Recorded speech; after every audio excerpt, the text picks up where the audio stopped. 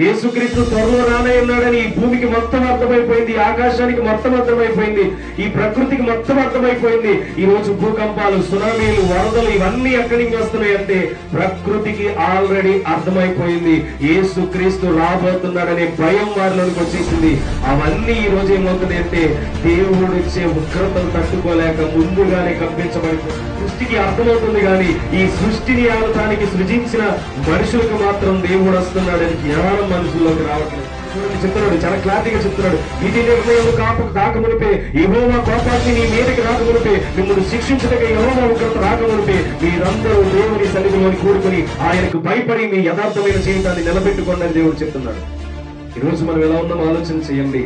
కేవలం దేవుడు మనతో మాట్లాడుతున్న విధి నిర్ణయాలన్నీ జరిగిపోతాయని చెప్తున్నాడు. జరుగుతున్న ప్రతి విషయం మనల్ని సిద్ధపాటుకి గురి చేస్తుంది. చెప్పిన విషయంలో రాకడ జరుగుతుంది. ఎలా జరుగుతుంది? అక్కడక్కడ భూకంపాలు అన్నాడు, రాజ్యం మీదకి రాజ్యాలు అన్నాడు, వరదలు అన్నాడు. చాలా భయంకరమైన రోజులు, అనేక మంది ప్రేమ చల్లారిపోతుంది. ఇవన్నీ దేనికంటే నేను వచ్చే దినాలకు ముందుగా ఇవన్నీ జరుగుతాయి అన్నాడు. అందుకనే ఈ రోజు కొండలు కూడా పగిలిపోతున్నాయి, అగ్ని గంధకాలు పగిలిపోయి భూమిలో నుండి పైకి వచ్చేస్తున్నాయి. ఎందుకు వచ్చేస్తున్నాయి అంటే ఆ రాకడ విషయం ప్రకృతికి అర్థమైపోయింది.